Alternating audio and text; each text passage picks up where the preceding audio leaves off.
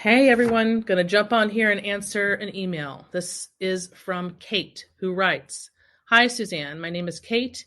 I've come across your YouTube channel by accident and your content has helped me understand my boyfriend and our relationship better.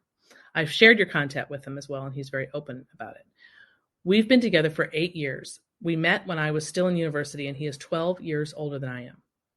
From the very start of our relationship, he mentioned that he is in a relationship with marriage as the goal, so I know he's dating with purpose, and this still holds true in the present. We both wanted to have children in the future, and both of us have secured work. He would ask me about how I wanted to get married before and things like that, but every year I waited, and I just keep wondering now, what's the holdup?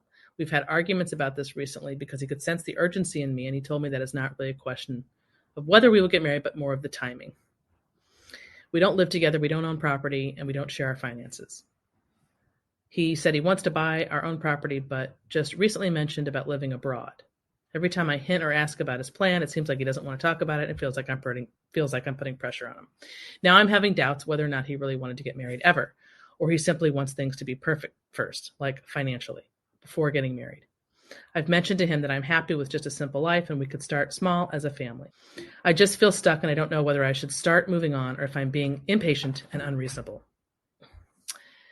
No, Kate, you are not. Well, you might be being impatient, but that's normal, and you're not being unreasonable. First of all, don't pay attention to what your guy is saying, but what he's doing. This is a much greater indicator of what you're dealing with. Men who are grounded and who know what they want don't wait around. If they're sure, you will know. Conversely, if they're dragging their feet, that means they either haven't decided whether or not you're the one, or more likely with this guy, is skittish about marriage for his own reasons. And that's not something you want to mess with. First of all, you don't have time to wait around while he figures himself out. That's not a good position to be in. And second of all, you don't know that he ever will. For whatever you said he's not talking to you about things when you want to talk to him about it. And if you listen to my last episode, you'll know that avoiding topics is a massive problem for relationships. So don't pay attention to what he's saying. Forget about it. Pay attention to what he's doing.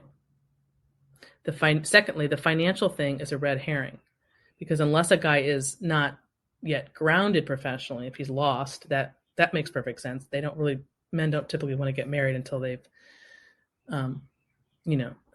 found their professional footing. But you don't indicate that that's the case here, so I'm going to assume that that's not a problem, in which case the financial thing is just a ruse, so to speak. It's just something he's using to not to avoid the conversation, the real reason. And finally, this age difference. So age difference doesn't always have to be a bad thing. I'm not anti-age difference. But in this case, you're dealing with somebody who's 12 years older than you while you are knocking on the door of, your biological clock is ticking loudly. You've been together 8 years, and his character is showing, because a good man who loves you and who knows what you want, and certainly knows you have a biological clock, is not going to string you along in this way. His selfishness is coming through. If he truly loved you, he's going to either marry you or let you go. And 8 years is way too long to stick around to determine what he's going to do. It's cruel.